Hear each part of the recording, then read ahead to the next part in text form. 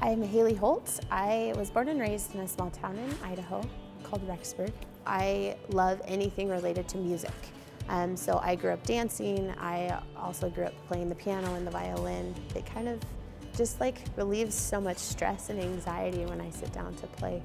So that's a big passion that I have. I am here at Utah State. I'm actually doing a dual master's. So I recently finished my master's in human resources and tacked on my MBA to that as well. A few members of my family came here. My grandpa was the first one to come to Utah State, and then my parents actually both came to Utah State.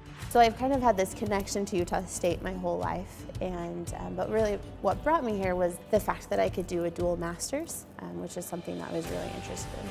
I've loved being here the past year and a half. I have family close by. My sister and her husband and her 3 kids live here. I will do anything for them. They're definitely my #1 priority. My niece is involved in this singing program, and over the holidays she had a concert that I was able to go to. And her face just lit up as soon as she saw me come in, because we do have a close relationship. It's really important for me to kind of set that example for her of living life to the fullest, as well as pursuing those things that are important. And for me, education is really important.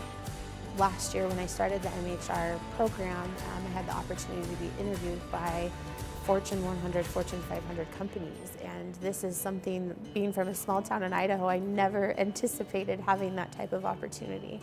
And I interviewed, and I was successful through the interview process and was able to land with a defense contractor. And it was through my experiences there that I wouldn't have been able to have if I hadn't come back to school. The MBA in itself has been very impactful, because if I want to be a good HR leader, I need to understand the business. I need to be able to earn that seat at the table and kind of hold my own, and not just focus on the people side of things, but also focus on the business side of things. And the MBA has given me the resources that I need to be able to do that.